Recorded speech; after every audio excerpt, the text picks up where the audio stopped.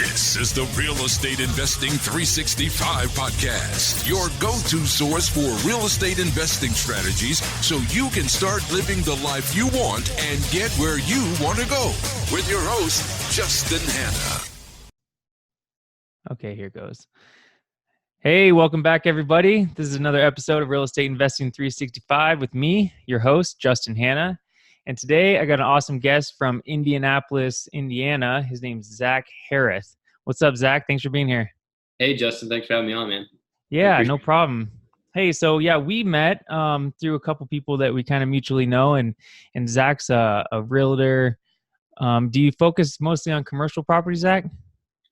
Personally, for buying, yes, but I help people get their foot into the market more on the residential side of things. So single family houses and small multifamily. So, anything under 4, but predominantly single family, duplexes, things like that. Okay, cool. So why don't we get started and you can kind of tell your story, because I know we'll get into it, but you are a younger guy and you seem to already be killing it in the investment market. So kind of give us your story, where you are in life, how you got started in real estate.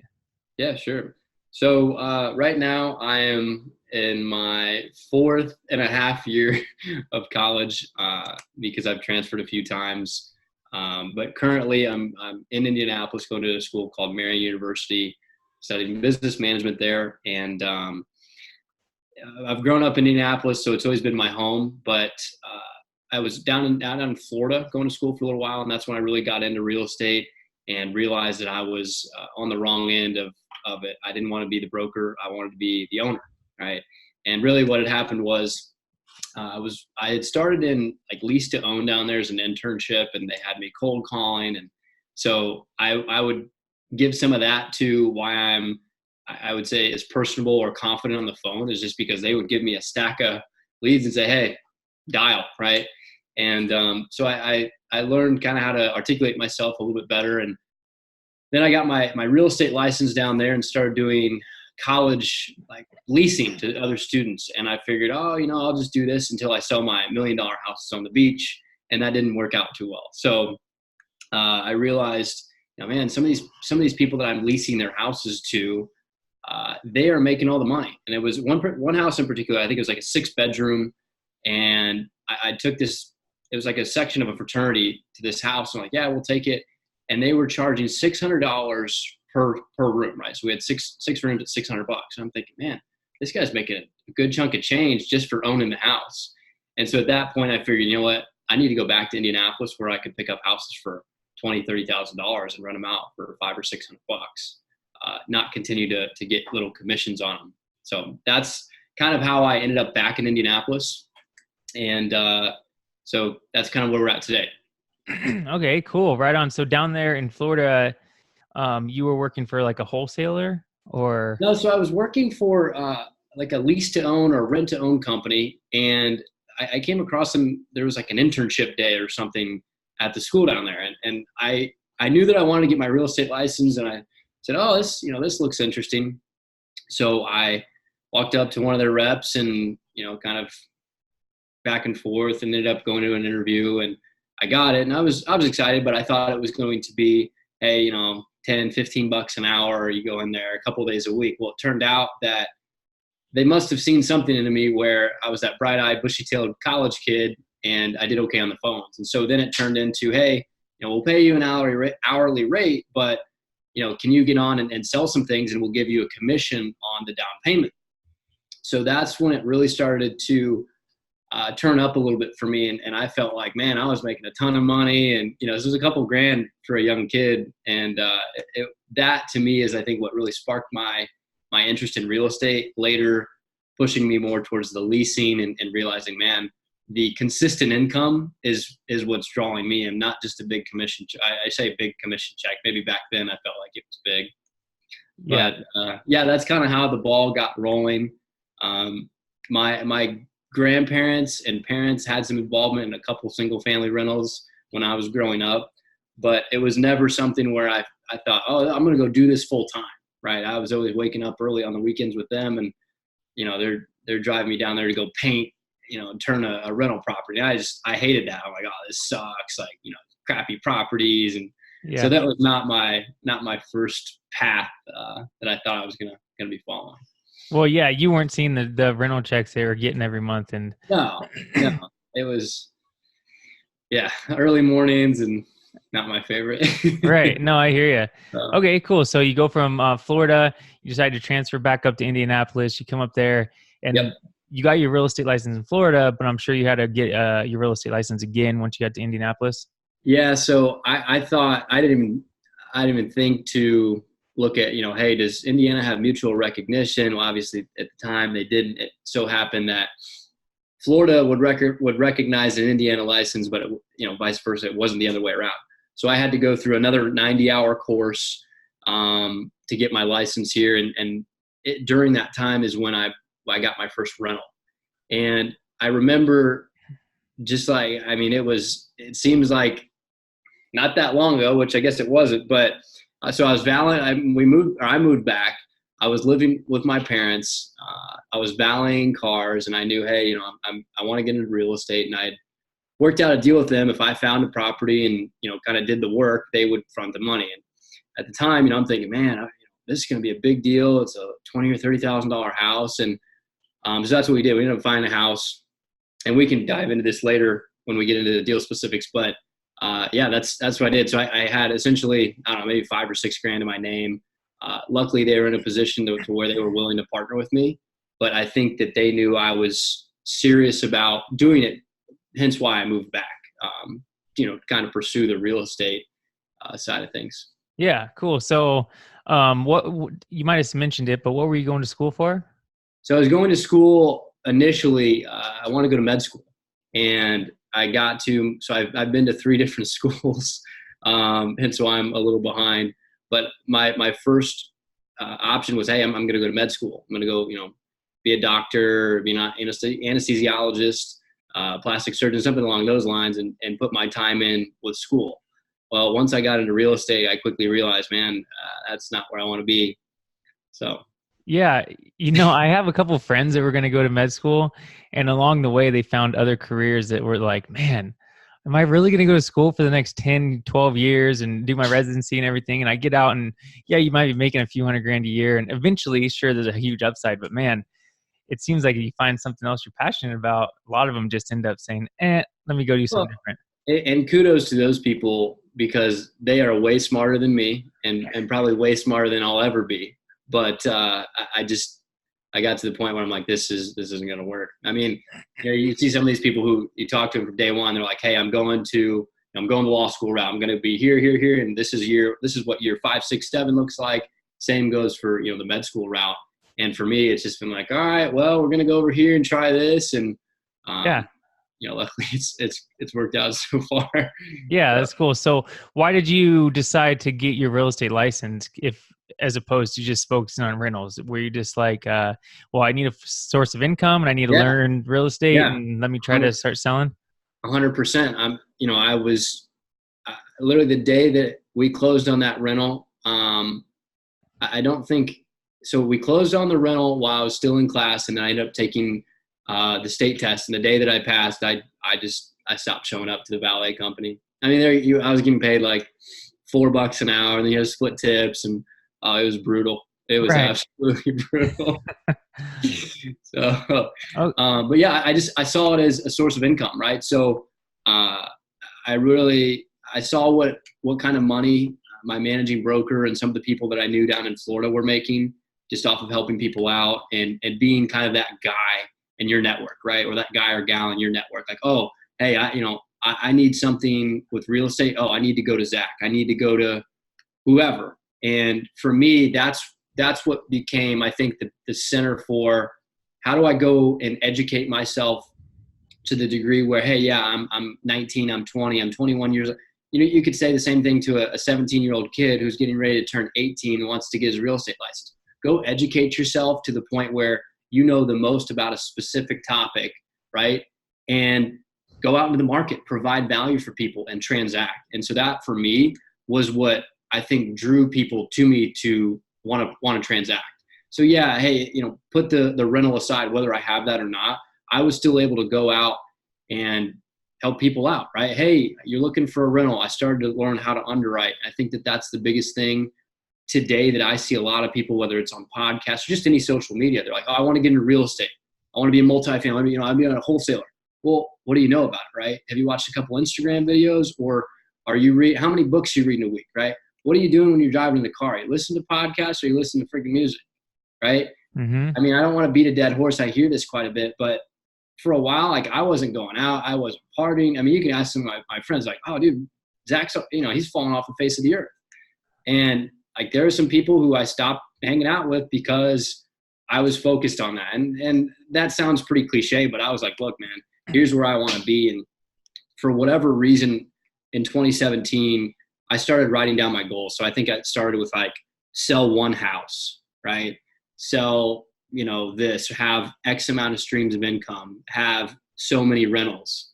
And that progression, what I've seen is like when you write it down, it comes a little bit more real, right? And so like even my board back here today, it's a constant reminder of like, hey, what are you working towards, right? So every day when I come down the stairs, I'm like, okay, dude, that's your number, right? Or that's who you're going to help today. Yeah. So that for me is what kind of pushed me along. But I think getting the real estate license was really pivotal in helping me try to obtain income to then go and place it into something else, or at least gain the knowledge.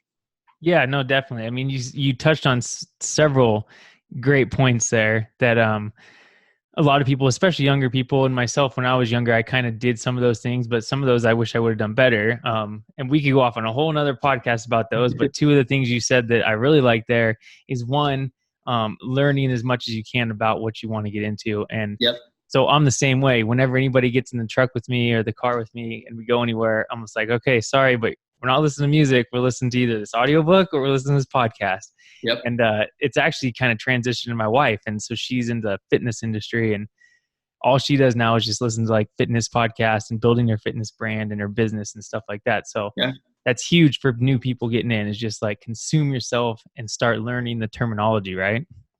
You can't touch on that enough. I mean, like, learn the terminology. Go get into a room with somebody that's killing it, that's doing way better than you, because automatically I think you're just going to be lifted up by those people.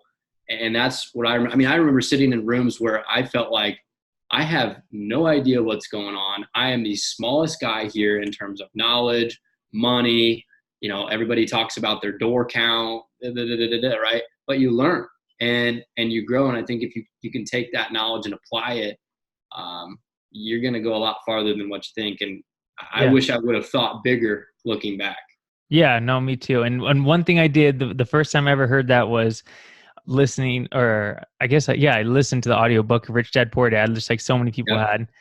And he said, just learn the terminology. So what I did is in my work truck, I set the station to CNBC radio, Money Radio, or whatever it is on whatever. This is before I got into real estate investing. And all I did all day is listen to the stock, whatever money radio it was. Because I didn't know anything about finances. And all I knew is that I needed to listen and hear, what rates of return was and net income and all these different, price to earning ratios and all this stuff. And so that's a great tip for anybody listening. Just turn it to podcasts and just start learning it. So that's great. And then the other thing you mentioned there was like some of your friends thought, oh, maybe Zach had fallen off the face of the earth or whatever, because you're not partying, you're not going out. And, that's one thing people really miss the point of, is that you don't like stop becoming friends with those people. But if you really want to move up, I feel strongly that you have to, like, everybody always says it, but get your group of friends. Like, you should be the lowest, or everybody around you should be where you want to go. And that's great that you did that. And, people kind of look at it like you might be being a jerk or something, but you got to keep your eye on the prize, I would agree with that 100-fold. And don't get me wrong, I did my fair share of partying and all that jazz. And it's a blast. I love to go out and have a good time.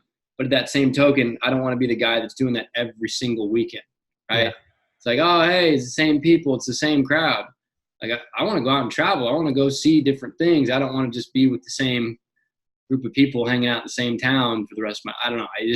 No, that's awesome. So, and so everybody knows, how old are you now, Zach? I'm 22. So 22? I will be 23 here in December. Okay. See, so I mean, you're on top of it. I mean, a lot of people don't get out of that phase till they're 35 years old. You know what I mean? So Look, that's awesome. everybody goes in different stages, and I think it goes back to what you've been exposed to, right? So when people will say, "Oh, well, I want to be rich," right, or "I want to be this," or "I want to be that," well, who are you hanging out with? What are you consuming? What's your perception of that, right? Like my definition of wealthy might be different than the next guy in line, and I think that really is because who you're aligning yourself with, right? Who's in your network that you could go to and say, okay, hey, this guy or gal is really modeling something that I'd like to be in the future, right? Or they have traits that I'd like to mimic, right? Not that you need to go out and compare yourself to everybody else, but I think that there's a lot of things that you can pick up from others and substitute them in your life, right? Whether that's different goals or things that they're using in their business. I mean, it's just competition.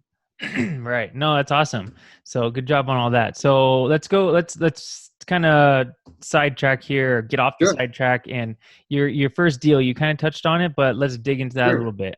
Dig into it. Okay, so this is a single family in Indianapolis in a little bit of a rougher area. What most people thought. So when you come to Indianapolis, you'll find this out. I hope I'm not giving anything up to your audience here. If you Oh coming to no, Indy, no, yeah, I'm going to um, Indianapolis, so everybody knows I'm heading out, Indy, and me and Zach are meeting up soon. Indy is as a moving market right now, and so anyways, it's block by block here, right? So you get into a place where there's a lot of gentrification going, and then 2 blocks down, it's a war zone, right? This particular area is really close to where I went to high school and where I go to college now. So my high school and college are, I mean, you could walk there. It's that close. And it was a little pocket neighborhood just by the schools. And as a local, I knew that area wasn't too bad. It was a good little place where not a bunch of crime, a good mix of owner occupants as well as rentals, right? And I think that was a big mover in why I bought there. So I went in, probably looked at, I don't know, 20 or 30 houses.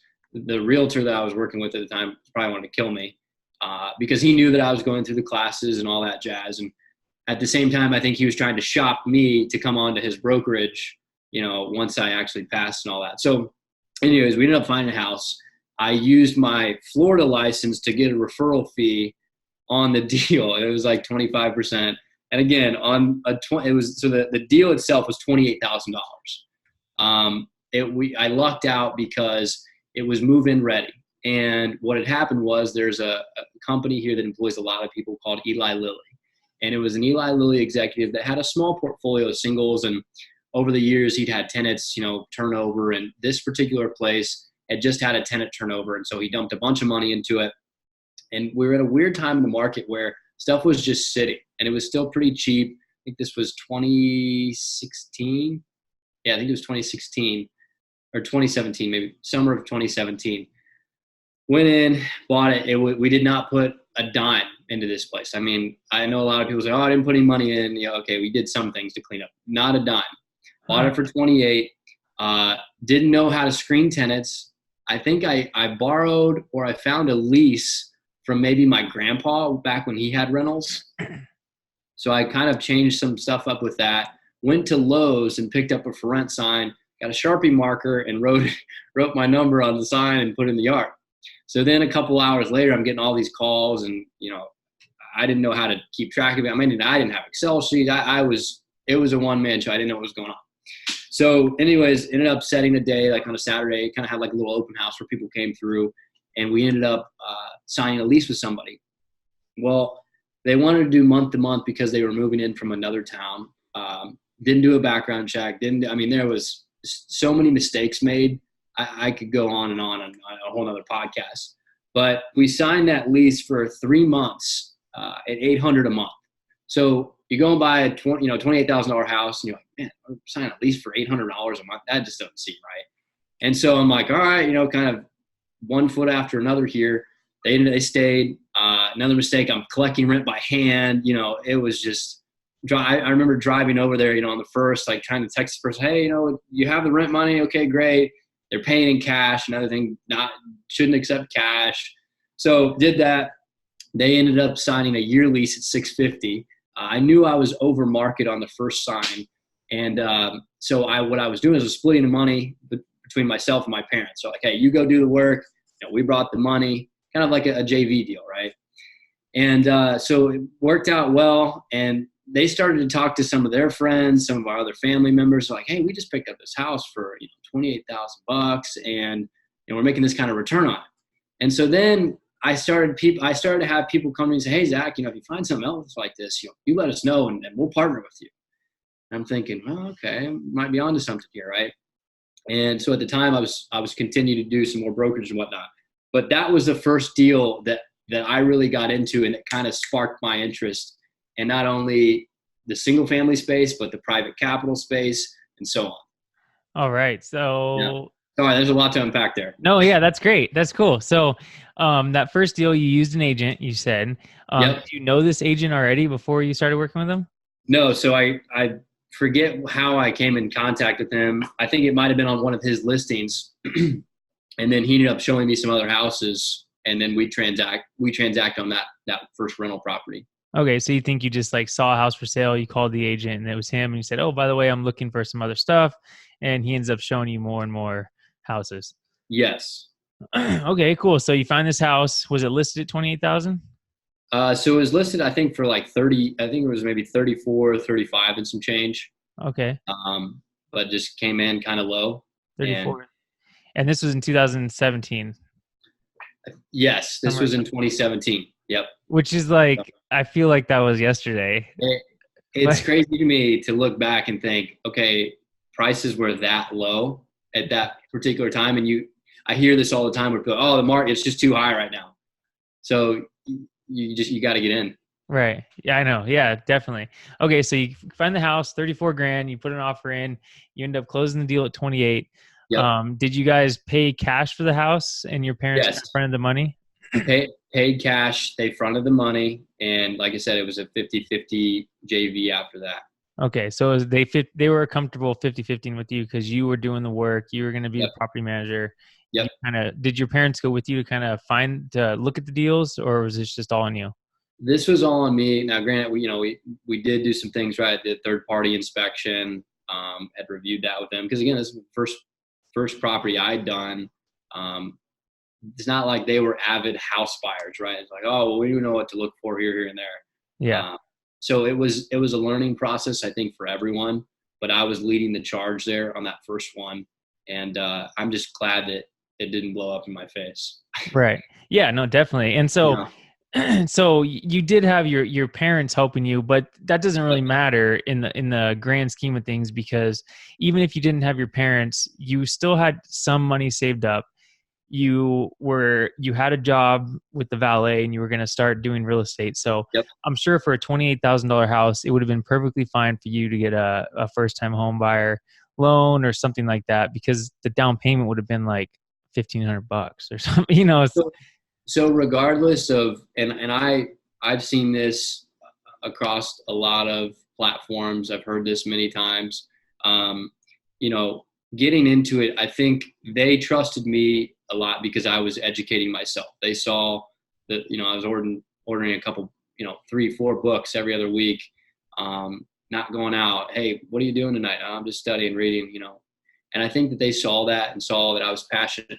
And so I think with the education that I was starting to obtain, regardless of whether it would have been them, another family member, a close family friend, I think that I still would have sought that person out and said, hey, look, here's the opportunity. And, as a 19, 20-year-old kid, I'm thinking, man, $20,000 or $30,000 is a lot of money. When in the grand scheme, it's really not, right? You have some people who say, hey, yeah, just go do it, right? And you see syndicators that are raising all this money.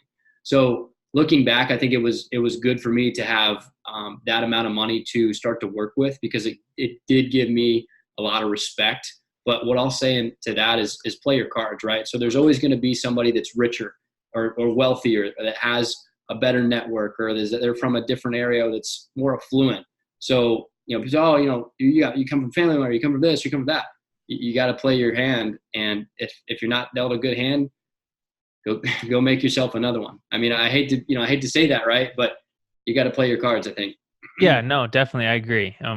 That's awesome. So Okay, so you closed on the deal. You said there was some definitely a bunch of mistakes that you made. I mean, you mentioned Yep. that you were taking cash, you just didn't know how to manage it. But was there one big mistake that you made on the property that you kind of like that you really learned from that next time you weren't going to make that same mistake? So there's, I would say there's probably two things. So within that lease that I used, I don't think we had anything about in there about pets. Same thing for the appliances, or I shouldn't say the appliances, the washer and dryer. Um, I didn't know that, when you buy a property, you gotta let you gotta let the tenants know, hey, look, you can either have pets or you can't, right? And if you do, hey, there's a pet deposit, yada yada yada. And there was there were some issues that kind of trickled down with like a number of puppies at the property and dogs and neighbors calling and this, that, and the other. Same thing with the appliances. But okay, hey, this is broken and now that's broken. And this was the washer and dryer. It wasn't like the stove or the refrigerator. I know a lot of landlords will, hey, if they buy a property and the washer and dryer set's there, they'll just say, hey, you know what? These are yours. We're not responsible for them. And that was something that I didn't do. So it was like, hey, this is broken or that's broken. So there was some replacement of washer and dryer. But aside from that, it wasn't like, hey, I bought something with a foundation issue. Now I have done that on another property, but that first one, luckily, it was in good enough shape and it was small enough that it was controlled risk, if you will. Mm-hmm. Yeah, no, cool. So, yeah, the property, as far as structurally or the property itself goes, it was really a great starter property. The Yes. only problems really came from the, I guess, due diligence side of of yourself, just Yeah. knowing what you're getting into, which isn't really a bad thing, right? Because you could have analysis paralysis and sit there forever and say, "Well, I don't know how the lease is supposed to be. I don't know how to get tenants." Da, da, da, da. You learn by doing, man. You Yeah. learn by doing. And there's going to be costly mistakes, but I was glad that I learned on a $20,000 property as opposed to a $200,000 property or $2 million property. I think the biggest thing that I see too is so many people are so gung ho to go, oh, I got to get into a multifamily property. I got to be, this millionaire real estate investor. Like, dude, it's okay to go buy a single family house and learn the vendors, especially if you're out of state investing. Go learn the market, right? Go deploy the capital on a smaller property and learn. Because if it goes horrible, okay, great. It was $20,000. Not that that's a small amount of money, but I would rather lose on that as opposed to 2 million. Right. And what's You the know? worst? What's the worst that can really happen on $20,000 house? I mean, you're gonna be able to rent it out to somebody and guarantee it's gonna cover your mortgage. So, Yeah, you're exactly right. okay. So, this house, do you still have this house today? No, so I guess kind of continuing on from that, it was an interesting deal. So bought for 28, held it for it was about 11 months. We had into 2018, the market started to kind of heat up, and that's when I had bought another property on that same street. Actually, two other properties on that same street after word had kind of started to get out that I was doing all right on these properties. Well, I bought one cheap enough to flip it, and I listed it on the market and ended up selling it for $45,000. That was a couple doors down. So this one we bought for 28. I just decided to put all of them that we had in that neighborhood on the market at the time for like double what we paid for them. And so I listed that one for $48,500, and we got a full price offer within like 3 or 4 days. And I'm like, this doesn't seem right. Like, surely something's off. Yeah. And lo and behold, it worked out. And this particular buyer ended up buying a couple of the properties I had, and we 1031 those funds into an apartment complex. Okay. So what was the rent on those properties at that time? So, gosh, I picked up one for 22,000. That was the one I sold for 45. I put 8 into it. The third one was bought for 31,000. That was rented out for 700 a month. And then the other one that I had, I bought for 23,000. That I bought it from the owner occupant, and then the plan was to have 3 months of no rent, and then the fourth month they would start paying $650. These were all 2-bedroom, 1 bath, so anywhere from $650 to $700 in terms of rent. Okay. And did you split all three of those deals? Were you 50-50 partners with those or? Yeah. So I did 50-50 on the other two. And then the flip that I did, I just got a loan. It was a loan. And then I had to split the profits, with the investor. Okay. So you had three rentals and a flip. Yep. Okay. Yep. Okay, cool. The flip will. So I had some money saved up on that one, Uh-huh. and I had so through brokerage, I saved a couple more $1,000 to build my net worth, I think to about $8,000. And I completely emptied all my cash, into that property. So they bought the house. I paid for the renovations. And I think by the end of the renovations, I had like, I don't know, a couple $100 in my account. So I was kind of stressing a little bit, but, since getting my license, I was able to list the property on the market. And then I think it was on the market for like 2 weeks.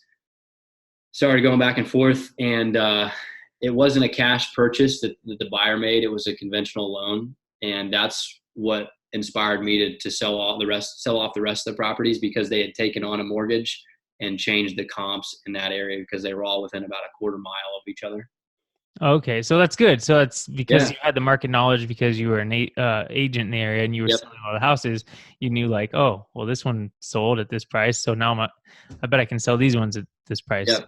And it's just like, I mean, it's just like anything, right? Whether it's single family, if you own a bunch of single families in a certain area, or you have a big multifamily building, you can kind of control the rent, right? Same thing. If you're controlling those properties, you can kind of dictate what they're going to sell for. Yeah. Which is nice if there's not a lot of houses in that particular neighborhood, which was the case. All right. That's cool. That's awesome, man. Okay, Yeah. so let's fast forward to where are you now? How many units you have? What kind of properties you buying? Sure. That sort of thing. So now I'm focused more on apartments. I really haven't bought as many single families just because I don't have a management structure in place, like in-house, if you will. And for me, I think the scale makes more sense on multifamily. I've started to look into some mobile home parks, as has everybody else. Storage units. It's interesting to me just because you can get more units under one blanket, right? And so buying predominantly apartment complexes. In June, we closed 3 properties. I'm doing a duplex kind of house hack and burr, I guess, if you will. I'm not a big fan of the burr. In all honesty, I know that's going to spark some stuff with the bigger pockets followers, but for Indianapolis, it's just hard. I think the property values are so low. It's hard to get in unless you buy just so far under market that you can make some profit. But yeah, mostly apartments. Like I said, in June, we closed 3 properties. It was a duplex house hack kind of burr deal that all live in. It was an 8-unit apartment complex and then a 19-unit apartment complex. And all of that stuff, aside from the duplex, are JVs. So I just do a 50-50 partnership with folks and kind of work it that way to where they bring the capital and I bring some of the market. I bring the deal. I bring some of my knowledge to the table in terms of multifamily operation and that jazz. By no means am I expert or anything like that, but I think the trust that I've built with some folks, they like working with that. And it's not just, hey, I'm going to be an agent and sell you this next deal. Right. Okay. So you said the burr, just to clarify for people, you said the burr is kind of hard to do out there because what you're referring to is because you would have to purchase the property for such a low price in order to have the construction costs built into the refinance to make money afterwards. It sounds great on paper, and I think that in other markets it certainly works. Not that it doesn't work here. I have seen some people that do well with it, but that is such a hot topic right now. I get everybody and their brother that will message me on Bigger Pockets or LinkedIn and say, hey, you got any burr deals? And I think what people don't understand is the labor right now is tough to find to get this work done. Definitely. And so you get these contractors that get in there and they give you a quote and you're like, what? This isn't going to work. Right. And so that for me is a big turnoff. Like with this duplex, for an example, that one was just the person basically gave it away, and I'm renting right now, which as dumb as it seems, right? And I'm like, man, this is like, I live in downtown Indianapolis. I live in a nice apartment, but it's still money that goes out every month. And I'm like, this is just dumb. Yeah. Right? Well, So, yeah. like, I don't like that feeling. I know that, Cardone's like, hey, rent where you live and buy what you can rent, which I like that theory. But I think with this particular deal, the refi will be big enough to put me into another deal, or just give me some liquidity to go out and say, hey, look, I can go do X, Y, Z. I don't want to be that real estate agent who you're only as good as your last deal, right? So that's kind of my thought around it, and it'll give me, I think, just a place to call headquarters until I find that next opportunity. Well, yeah, and it's going to be great because you're going to have it'll be fine to live in the house that you own if you don't have any money into it. Exactly. And you're able to live for free because you're renting the other side out. Yeah. Where I think it does make sense for people to just rent is like in my case with the family of 5 of us, we're going to sell our house that we're in now and we're going to rent for the next couple of years. But that's because I'm not going to go spend $500,000 on another house because I need to get my, money working for itself instead of sitting in this house. So, okay. So that all makes sense. So now it seems like you're at what, 28 plus 19, you're at 27 units? So actually I have 40 units. So we have a 19, a 10, an 8, and then I have a duplex. And then I still have a single family that I bought with a partner. That was about a year ago. And this deal we bought for $14,000 when it was all said and done. It was like $16,000, and the tenants pay $550 a month, and they've been there for 12 years or something like that. Wow.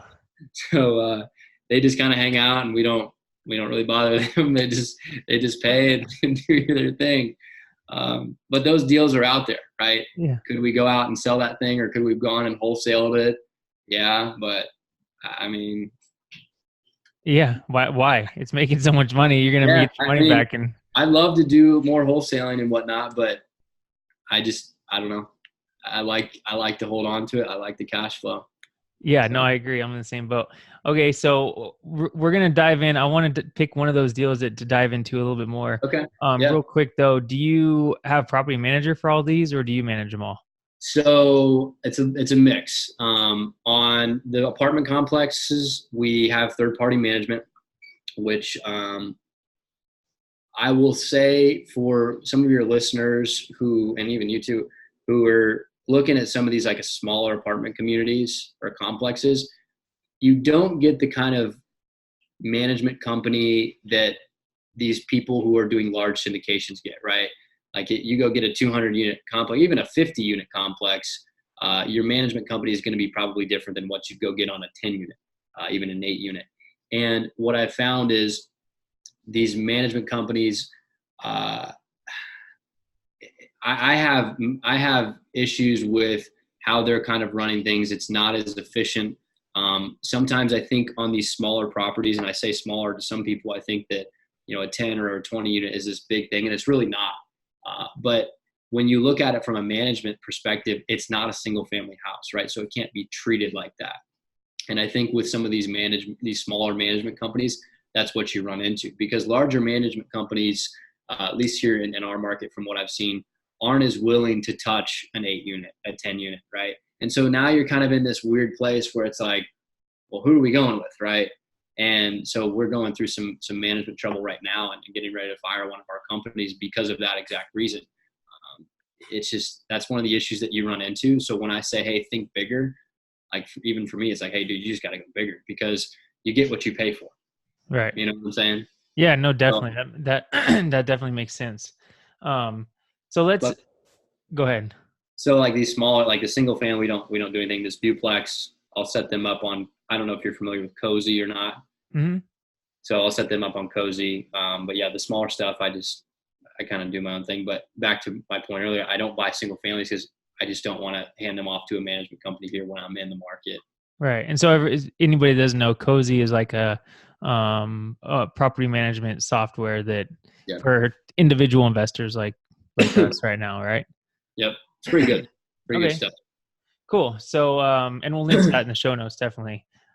So let's dive into, how about the 19 unit? Because I know we touched on single families, duplex, and then everybody and their brothers into the multifamily thing, including myself. But what are you going to do? I mean, that's kind of it's the hot topic right now. It's kind of natural progression. So let's dive into the 19 unit. Where is the 19 unit that you guys own? So this 19 unit is it's actually in a tertiary market outside of Indianapolis.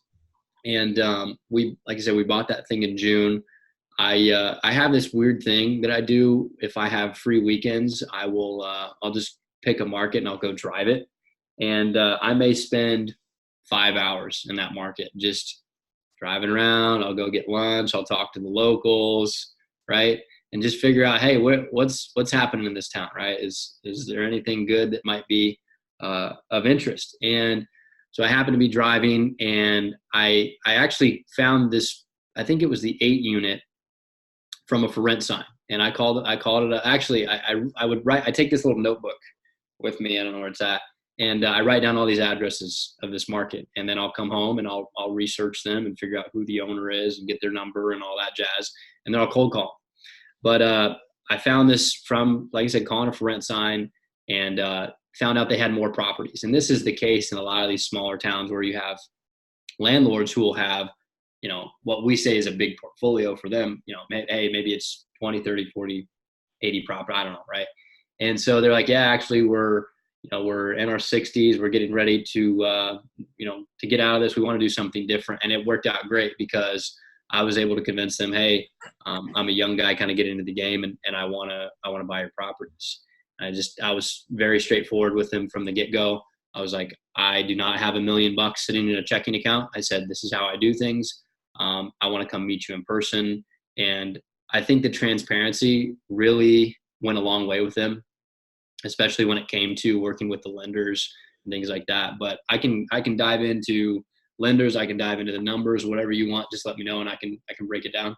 Yeah. So you found it by calling on a for rent sign on an 8 unit property. Yeah. And they said, did you buy that 8 unit property? Yep. Okay. So you bought the 8 unit, and they said, oh, by the way, we also have a 19 unit for sale. And you said, well, I knew that they had a 19.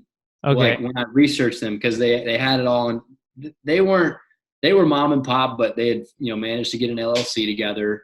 I still was able to get past that. And, we can dive into that too, but basically figuring out, hey, who are these people? And then figuring out, okay, how many properties do they have? But I really wanted both that 8 unit and a 19 because they had other properties, but I just kind of cherry picked the best ones. All right, cool. So we covered how you found it. You found it by driving for dollars, really driving around. You find it, you see a sign, and then you identified the address. You went back, and just so anybody that doesn't know, you probably looked up the address on the assessor's office, and you found the property, and then who it's the taxes go to, right? And it said it went to an LLC. Yeah. So you can either do that, or if you have most people won't do this, but if you're an agent, there's a thing called realist that people have access to, or you go to the county assessor, right? And you figure out, okay, who's this? Where's the tax bill being sent? And then if it goes to an LLC or has a PO box, go to your state website and figure out who's the registered agent for that LLC. And then it'll usually have a name in there. And I just go to Fast People Search. I call up all their numbers and I just cold call them. Cool. Yeah, exactly. I mean, that's what I do. It's free. Yeah, that's exactly what I do in Idaho. I just go to Secretary of State once I find the LLC, and then I use White Pages. I just paid for a $20. I think it was like $20 for a year or something for whitepages.com, and gets all the information. So right on. Yep. Cool. Okay. So that's how you found the deal. How did you end up financing the deal? So we went through a lender. There was somebody within my network. I had shopped some like local community banks, and they were pretty competitive on rates and whatnot, but it was a lender here in Indianapolis who we went through. I think we ended up putting 25% down. We were at a 5.3 rate, 5.3. Yeah, I think it was 5.3, 5-year balloon. And then we had a 25-year AM. Okay, so Not a, bad. yeah, a 5-year term Yep. with the balloon payment at the end, or did you have do you have the option to refinance after that? We do have the option. Okay, and then a 25-year AM, which for people who Mhm. don't know, that means that the payments are going to be broken down over like it was a 25-year Yeah. loan. So that's good. Makes the loan payments a little bit less. Yeah. Yeah. Um, and you brought in a partner with this, you said? Yes. So I brought in, we basically did two LLCs that own the property LLCs, so they're subsidiaries. And from each LLC, we brought in equity to take the place down for the down payment, CapEx items. And I'm trying to think. Then we went through the third party lender. Yeah, that was it. We Cool. get lost in the LLCs. I don't know how you are with your properties, but we keep our properties in all separate LLCs. Yeah, and so far I don't do that because Okay. for one, I'm here in California, and Oh my gosh, I totally forgot. Yeah, yeah. It's right how much now is it for an LLC out there? yeah, you got to pay $800 a month or $800 a Oh, year for a LLC fee, which is not that much, I understand, but since I'm planning on moving, it's just that's I brutal. keep it in a trust. I hold my properties that I've Okay. had in a personal trust, and it seems good so far, but I probably should switch it up. Well, I mean, the LLC to get an LLC going here, I think it's like $96, $98 for Oh, the year. yeah, So that's awesome. it's different. So, My wife and I do have, I've mentioned it before, but we own a gym, and we opened the gym in January, I think January 3rd of 2019. okay. But we officially got our name and everything like in December 15th of 2018. Okay. But we had to pay the $800 Oh, the franchise fee or whatever, the LLC fee for 18, and we hadn't even opened yet. So we we're already automatically $800 in the hole. And then January comes and we have to pay it again. So it's just man. It's one of those California. things. It's beautiful to live out there, but they get you somehow. They get you somehow. Now the new rent control statewide and What all is that it, stuff. 5% a year? I don't even know. I don't even look because Uh, I'm out of here. I'm ready to go. oh man. Yeah. So, anyways, back to the deal. We could go on about that forever, I'm sure. Um, this how much did you end up buying the property for? Well, I hope you're in your seat, but Yeah. it's always interesting when people will talk to me who aren't from the Midwest and what we're buying stuff for here. But we picked that up for 450,000, and then we had our appraisal that came in at 500,000. So, on the day of closing, not only did we leave with prorated rents and security deposits, but we also had $50,000 of instant equity like that. So it was a good feeling because that's the biggest property that I've taken down with some partners to date. And it's just one of those things. Whether you're doing it on single family, whether it's a fix and flip or a big multifamily property, it just kind of gives you a little bit of a confidence boost, right? And kind of solidifying, hey, maybe I'm doing something right here. Right. No, that's awesome. So you got it for about like 20, what was that, like 22,000 a Is it unit, a door? 23? Is it 23 a door? Let's see here. Uh, let's see. Yeah, because my partner was like, hey, we're gonna sell this thing for 40 a door. I was like, Yeah. so yeah, 23.6 a door. Okay, so $23,000 a door, and how much does each unit rent for? Right now we are probably average rents. We have a mix of 1 bedrooms and 2 bedrooms. I think the ones are average rents about 580, and the twos are just over 6. Pretty low in terms of where they're at on current rents, but since purchasing, we've only had one vacant unit that we just turned around. Carpets being installed this week, so we're looking to push those rents up to market. So we think we're going to start advertising our 2 bedroom units at 760, and then we'll do our 1 bedroom units probably 595. We're still kind of testing the waters there. No, that's awesome. So a lot of people, they look at like the 1% rule, the 2% rule, and usually people are looking at that for like single family houses. But I kind of look at that number too for multifamily. And Yep. so there you're looking at like 2 to almost pushing 3% rule if Mhm. you look at it per unit Yep. cost and then rent. So that's Well, great. it's just different, in some of these tertiary markets, you have to be careful, with trying to charge too much, right? Because you're going to have a completely vacant building. So Yeah. we don't want to do that, but a lot of our residents in this particular building are older. And so, we're trying to be respectful of that and not just coming in and tearing everybody out of the units. So you have some people who are in, Yeah. their life cycle there. And, it's, as much as I don't want it to be, like that, you kind of have to walk that line. No, definitely. And I definitely feel like you can't always be like the money hungry, like the landlord, just like up and rents, especially if you Right. have like good, you still got to keep your morals about you, and Yeah, I see that happen all the time, especially with people who are like, I'm the landlord, they're the tenant. Like, it can't be like that, no, right? you, Like, you can't. you're providing a service for them, in return they're compensating you, right? So it's a mutual relationship. You're transacting. Yeah, And they're your customer. You know what I mean? I see that I see that far too often. It's like, well, we're not fixing this because they're not paying on time. Huh? Yeah. Like, what? Right? I mean, I get that, but I think that when you're looking at it from a business, there is some aspects to it to where, hey, you know, I'm a person, like, I wouldn't want to be treated like that if I was living there, Mhm.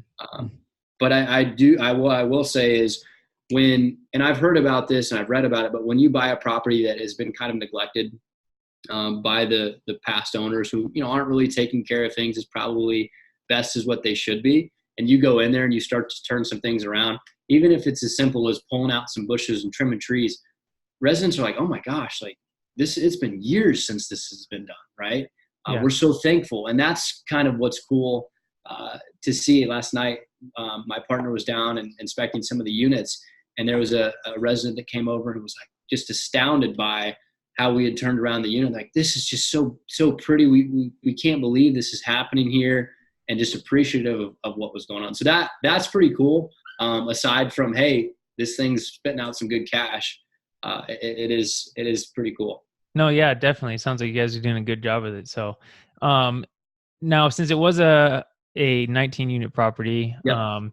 You got a commercial loan on it, Yep. and um, was there any types of what am I trying to say here? Was there any types of inspections or anything that's different than a single family property that, like maybe surveys or anything like that you weren't expecting?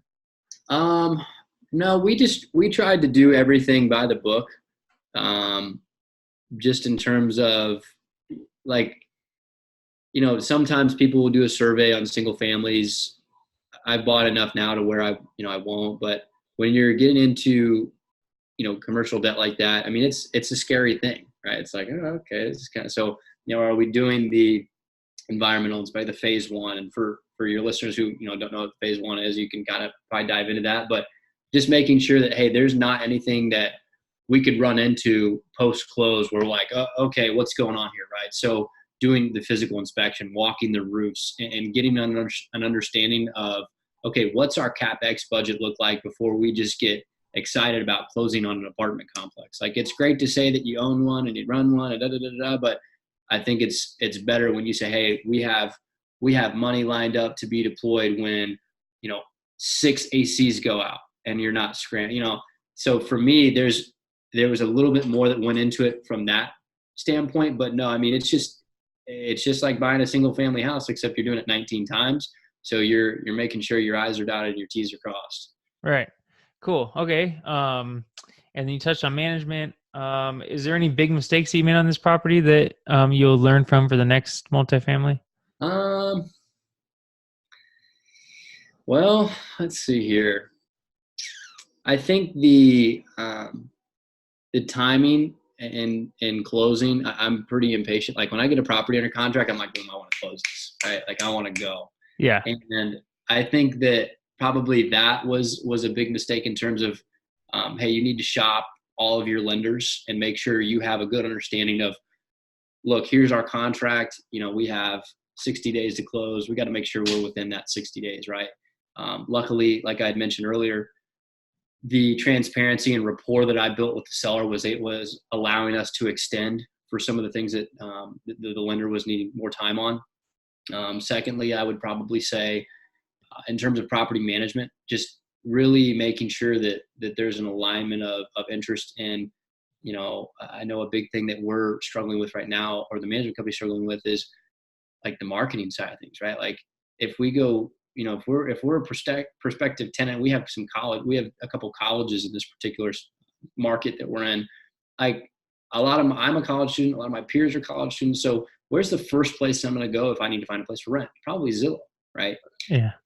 Making sure that our product, our unit, is being best displayed on that platform, right? Like it can't be listed under a single family house. It can't be listed you only have so much time when you're scrolling. So I want it to look good. The pictures look great, right?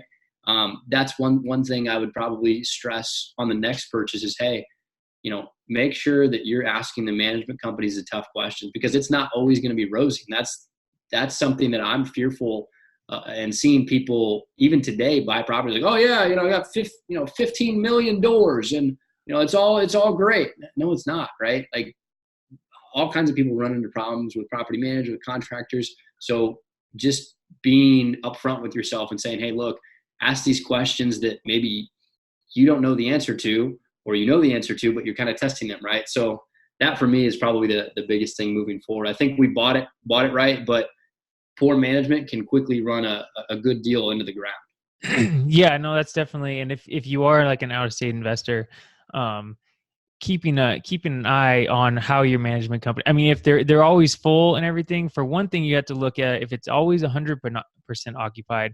Well, that's kind of a negative, because maybe you're not charging quite enough in rent. Mm-hmm. But if you're getting down to like 80% or 75% occupancy, well, Right. You should be looking and asking your manager, like you're saying, like, where are you marketing? Like, why aren't you marketing on this? Why aren't you marketing on that? And if they're not willing to tell you why or a good reason, it's time to start looking elsewhere, I think, so. If you're talking to your management company and they're saying, we just don't know why these things aren't running, they're in great shape, probably time to go to the next one. Yeah, no, that's great. Okay, cool. So from here, where are you headed? Where do you want to go? Where do you see Zach in the next 5 years? So right now I'm kind of building out a team on the brokerage side of things. So I enjoy brokerage. I have a lot of fun with it. The hustle, the grind is fun. But I also enjoy to kind of helping some younger guys out, getting into the space, brokerage, and even on into multifamily. So kind of building that out and really just assessing, okay, hey, where do I want to be in the next 3 years? Where do I want to be in the next 5 years? And I think previously it was like, hey, you need to have X amount of doors by this age and X amount of, and I think that's good and well, but what I'm afraid of running into is just buying deals to be buying, right? And I don't want to be that person that's like, we're closing on this unit because I gotta keep up this ego thing. And for me right now is like, just continue to look for home runs and keep your head to the ground, do right by others. So really, I think in the next couple of years, I think that I'll see myself in a role more of an operator and not so much as a broker. But things can change. So I don't want to say, hey, I got all this planned out, but I have some direction as to where I want to go and where I want to be. I definitely want to split some time, here in Indy in the summers, and then somewhere a little warmer in the winters. But I need to have the systems and team underneath me before I start getting too squirrely and trying to get out of the state or something like that. There's a lot of money to be made in the Midwest, but I want to continue to take advantage of that and let that service my lifestyle. So on one hand, on the business side of it, you're going to try to build your real estate team and grow that and kind of be into a team lead situation where you have agents working under you. And then on the investment side, you're going to stick kind of with multifamily and just continue to grow. But don't just look for the most doors. You're kind of looking to make sure that you're hitting your numbers, you're hitting your cash on cash, and that sort of thing. And if syndication, presents itself, I think that there is definitely some room to go do that. I just want to make sure that prior to going and getting into full-blown syndication, I have enough deal history behind me to say, hey, I've had X amount of deals run full cycle. I have, a nest egg of my own properties that they're spitting out a ton of cash. I don't need to go do this, and work for fees to keep the lights on or anything like that. There's a ton of people that make lots of money doing syndication that are way smarter than I am. But I think one thing I got to keep in mind too is it's not a game of trying to keep up with amount of doors you have. It's like, hey, look, let's take a look at a balance sheet, right?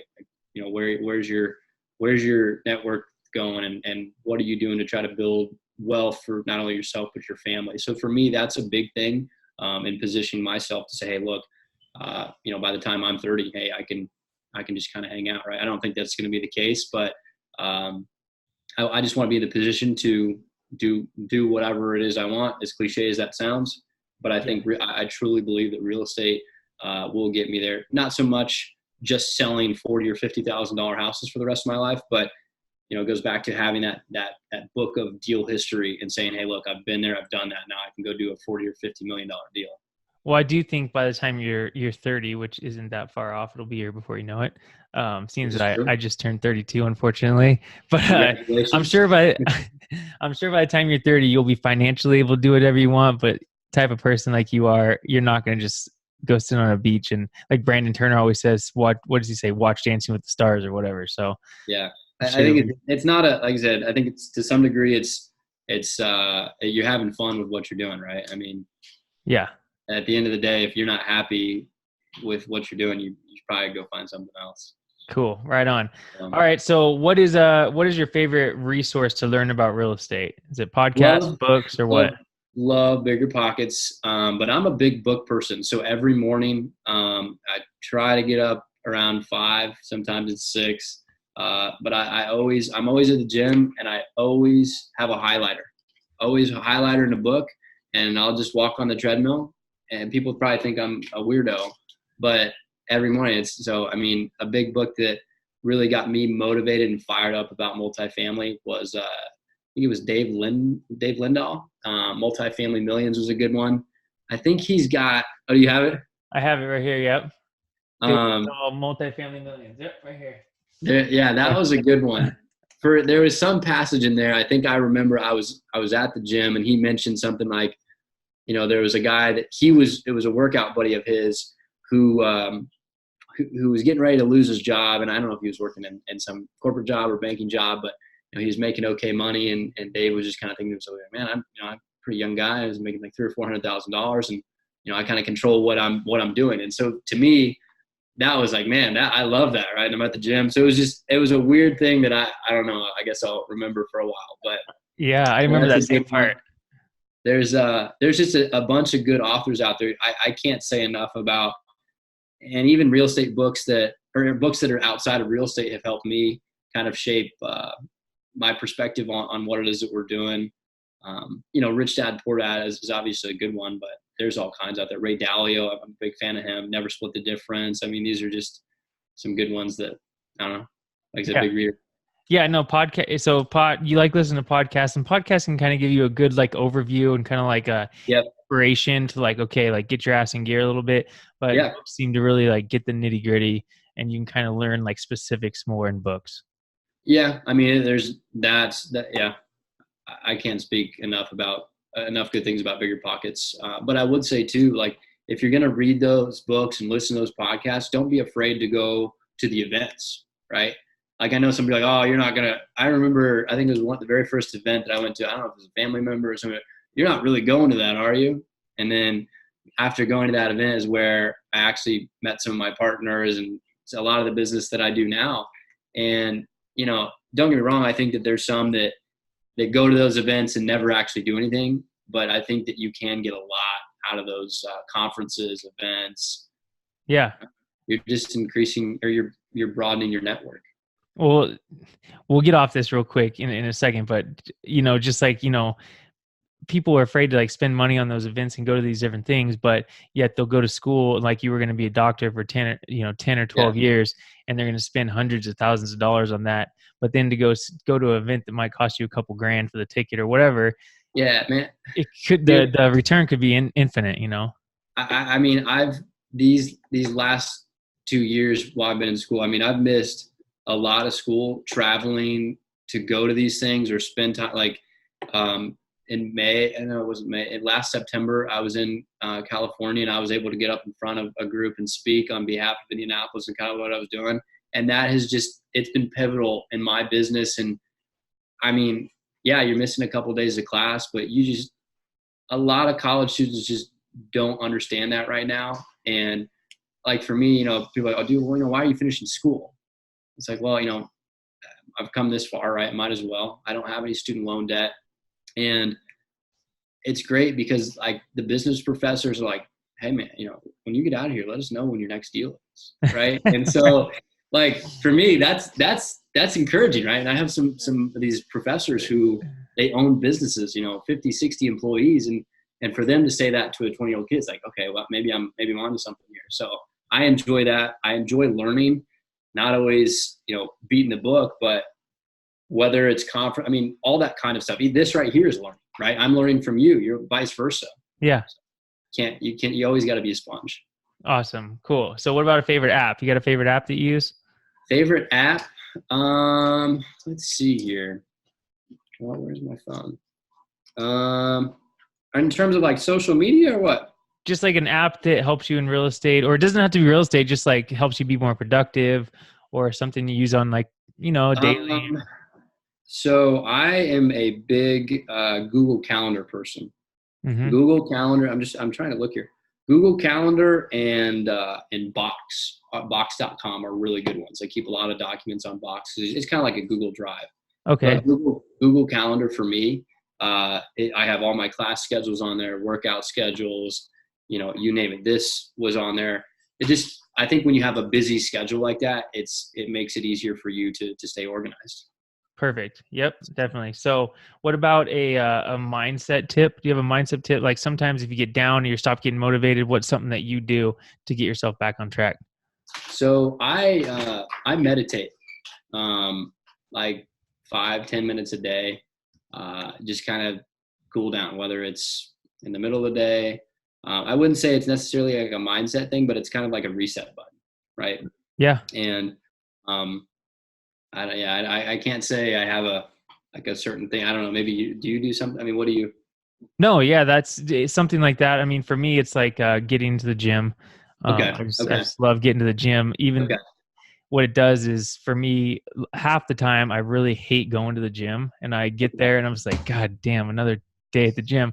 But when I get into it, I get focused and I get my mind right, and by the end, I'm like, all right, boom, I'm ready to go. Okay, yeah, I guess I would agree with that. I hate waking up late. Like if I wake up at like 9, I'm like, never, because I really enjoy being up before everybody else, and like nobody's bothering me. I can get my workout in. I can read. I can eat breakfast. Like it's just time to yourself. You can kind of focus on yourself. I mean, working out that's one of my favorite things about the morning. Yeah, no, definitely.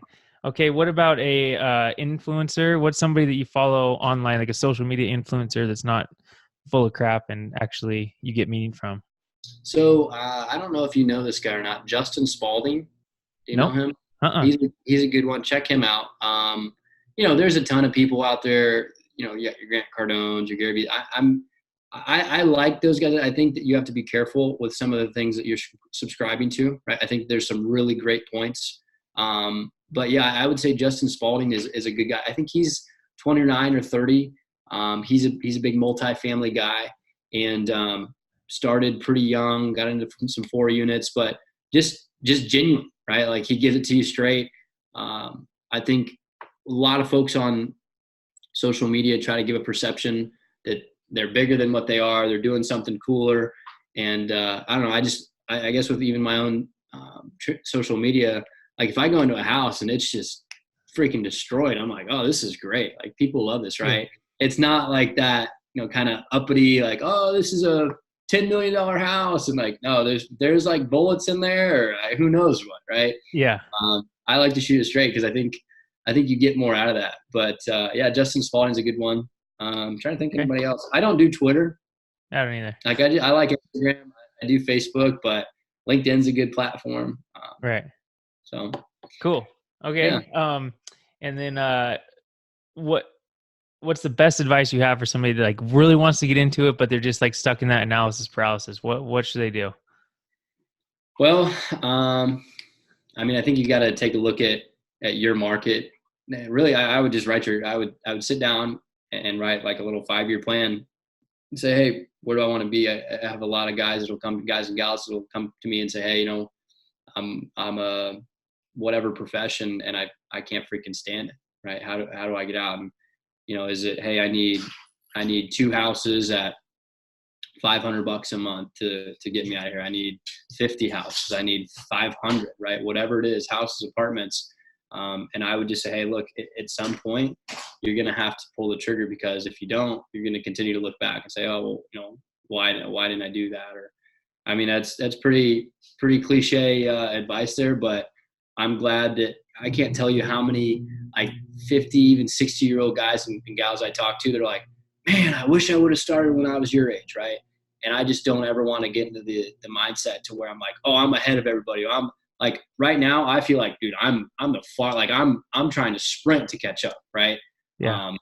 So I just keep that in mind, because I think that either you can hang out and kind of work for somebody else the rest of your life, which there's nothing wrong with that. But I don't know, from a good attorney friend of mine, he told me, you're not going to get wealthy working for somebody else. So take that for what it is. I don't know. And take action. Just start set up your dominoes to like move ahead. Yeah. Do the next most important step. Yeah, just jump in. So all right, cool. Well, Zach, where can people find out more about you? So you can follow me on social media, Zach Hoereth, Hoereth. I'm sure this will be in the show notes, or you can visit my website, zachhoereth.com.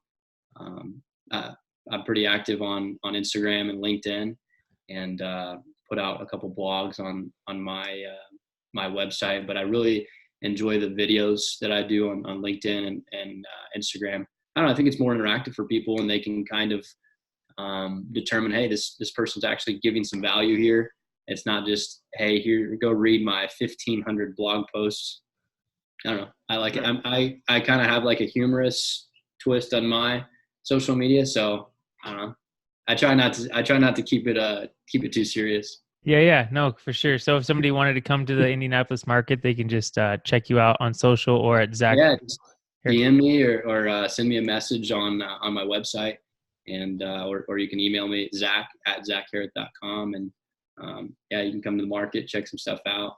And what brokerage do you work for, or real estate team?